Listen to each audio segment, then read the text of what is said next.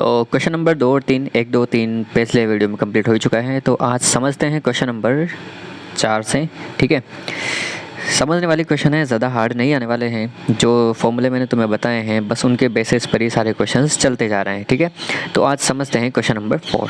Question number 4 में क्या कहा कि मैंने जमशेद से, अरे मैंने नहीं लिए, मैंने का मतलब किसी और ने लिए, जमशेद से कितने रुपए, 12,000 रुपये। तो ये तो हो जाएगा हमारा मूलधन, सिंपल सी बात है। ठीक है, 2 वर्ष दिया है तो ये हो जाएगा हमारा समय, 6% दर से दिया है मतलब ये हो जाएगा हमारा दर से साधारण ब्याज पर उधार ली। मतलब यहाँ से हमें ये जो कैलकुलेशन करनी है, ये सारी कैलकुलेशन हमें करनी पड़ेगी सबसे पहले तो किस पर, साधारण ब्याज पर। ठीक है, सबसे पहले तो ये करना होगा साधारण ब्याज पर। आगे क्या कहा, यदि मैंने यही राशि का मतलब इतने ही रुपए 6% दर से चक्रवृद्धि ब्याज पर उधार ली होती, मतलब यही सारी कैलकुलेशन दोबारा किस पर करनी है तुम्हें, चक्रवृद्धि ब्याज के ऊपर, तो मुझे कितनी अतिरिक्त राशि का भुगतान करना पड़ता। मतलब इन दोनों में जो ब्याज लगा उसका, कि यही राशि उसने साधारण ब्याज पर ली और इतनी ही राशि अगर वो चक्रवृद्धि ब्याज पर लेता तो किसमें उसे अतिरिक्त राशि का भुगतान करना पड़ता और कितनी अतिरिक्त राशि का भुगतान उसे करना पड़ता। ठीक है, तो सबसे पहले तो सॉल्यूशन में क्या करना पड़ेगा, हमें सबसे पहले निकालना पड़ेगा इसका साधारण ब्याज। ठीक है, साधारण ब्याज का डायरेक्ट फॉर्मूला है तुम्हारा क्या, साधारण ब्याज होता है P into R into T, मतलब मूलधन इंटू दर इंटू समय। ठीक है, वहाँ पर डायरेक्ट वैल्यू दी है क्वेश्चन में 12,000, 6% और 2 वर्ष। ये वैल्यू डायरेक्ट रखनी है इस सूत्र में। वैल्यू रखते ही 2 0 से 2 0 कट जाएंगे और 120 इंटू जब 12 करोगे तो तुम्हारा आएगा 1440 रुपये। यहाँ पर सिंपल सा निकल के आ जाने वाला है साधारण ब्याज 1440 रुपये। अब इसी दर पर, इसी मूलधन पर और इतने ही समय के लिए हमें निकालना होगा इसका चक्रवृद्धि ब्याज। चक्रवृद्धि ब्याज निकालने के लिए हम फॉर्मूला लगाने वाले हैं, कौन सा, जो फॉर्मूला चल रहा है A=P 1 + R/100 की पावर T, ये वाला फॉर्मूला चल रहा है, वही फॉर्मूला यहाँ पर अप्लाई किया गया है। ठीक है, तो P की जगह तो 12,000 हो गया, 1 + R की जगह पर यहाँ हो गया 6 और पावर में T मतलब समय की जगह है 2 वर्ष। ठीक है, ये वैल्यू रखेंगे तो ये सॉल्व करने पर हो जाएगा तुम्हारा 106/100। 106/100 कितनी बार है, 2 बार है, तो यहाँ पर 2 बार लिखा हुआ है। जब इन्हें हल करोगे काट पीट कर 2 0 से 2 0 कट जाएगा, 1 0 से फिर 1 0 कट जाएगा और इन सबको मल्टीप्लाई करके डिवाइड करोगे ना जब 10 से, तो तुम्हारा आएगा 13,483.20 रुपये। ठीक है, इतना आने के बाद क्या होगा, ये हमें निकालना पड़ेगा चक्रवृद्धि ब्याज। ये क्या निकला था, चक्रवृद्धि मिश्रण, तो निकालना पड़ेगा चक्रवृद्धि ब्याज। चक्रवृद्धि ब्याज होता है हमारा मिश्रण माइनस मूलधन। जब मिश्रण में से मूलधन 12,000 घटाएंगे तो हमारा चक्रवृद्धि ब्याज निकल करके आ जाएगा 1483.20 रुपये। लेकिन जब हमने साधारण ब्याज निकाला था तो वो आया था 1440 रुपये और जब चक्रवृद्धि ब्याज निकाला तो वो आया है 1483.20 रुपये। तो यहाँ से हमें कंपेयर करने पर पता चल रहा है कि लास्ट में जो चक्रवृद्धि ब्याज निकाला वो हमारा ज़्यादा आया, किससे, साधारण ब्याज की तुलना में।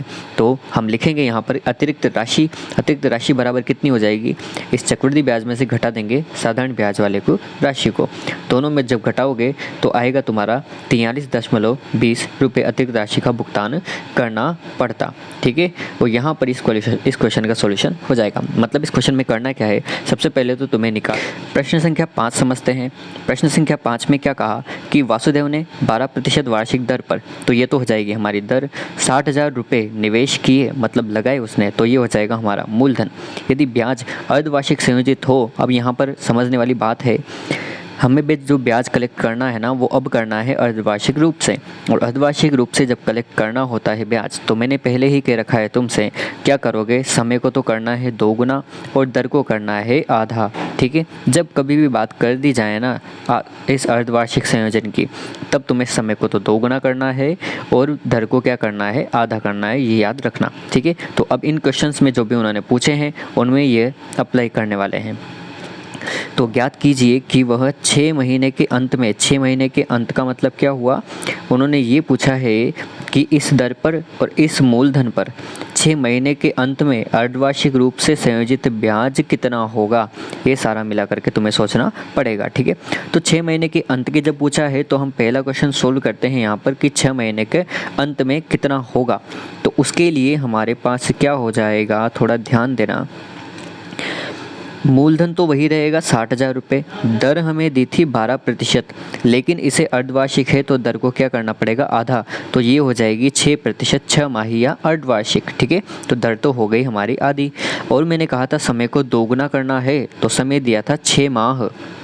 ठीक है, 6 माह के समय करोगे तो ये हो जाएगा 12 माह, और 12 माह का मतलब हो जाएगा एक अर्धवार्षिक। ठीक है, अर्धवार्षिक में चेंज कर दिया तो एक अर्धवार्षिक यहाँ से निकल करके तुम्हारा आ जाएगा।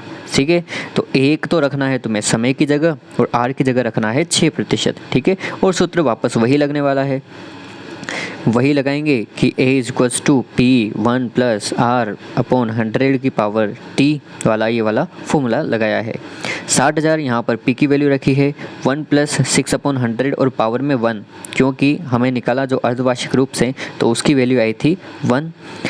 यहाँ से क्या करेंगे, 20 से 20 कट जाएगा और 106 को तुम 60 से 600 से मल्टीप्लाई करोगे तो वो बन करके आ जाएगा 63,600 रुपये। इसका आंसर निकल करके आ जाएगा। दूसरा क्वेश्चन पूछा है, एक वर्ष के अंत में, पहले तो 6 महीने वाला निकाल लिया, अब निकालना है हमें कौन सा, एक वर्ष के अंत में। तो जब एक वर्ष के अंत वाली राशि निकालेंगे तो हमारे पास समय तो है 1 वर्ष, लेकिन उसको अर्धवार्षिक में चेंज करेंगे तो समय हो जाएगा 2 गुना। तो 1 वर्ष का 2 गुना हो जाएगा 2, 6 माही लिखो या अर्धवार्षिक एक ही बात है। ठीक है, तो 2 क्या हो जाएगा तुम्हारा समय हो जाएगा। तो 1 वर्ष के बाद मिश्रण कितना हो जाएगा, वही सूत्र लगाएंगे 60,000 इंटू 1 प्लस R अपॉन 100 और पावर में कितना लिखोगे, अब 2 लिखना है यहाँ पर। जब इसे हल करोगे तो ये आ जाएगा 67,416 रुपये। और यहीं पर इस क्वेश्चन का सोल्यूशन हो जाएगा। बहुत सिंपल क्वेश्चन है और बहुत सिंपल वे में मैं लेकर के चल रहा हूँ तुम्हें। ठीक है, आज की वीडियो में इतना ही, मिलते हैं अगले वीडियो में अगले क्वेश्चंस के साथ।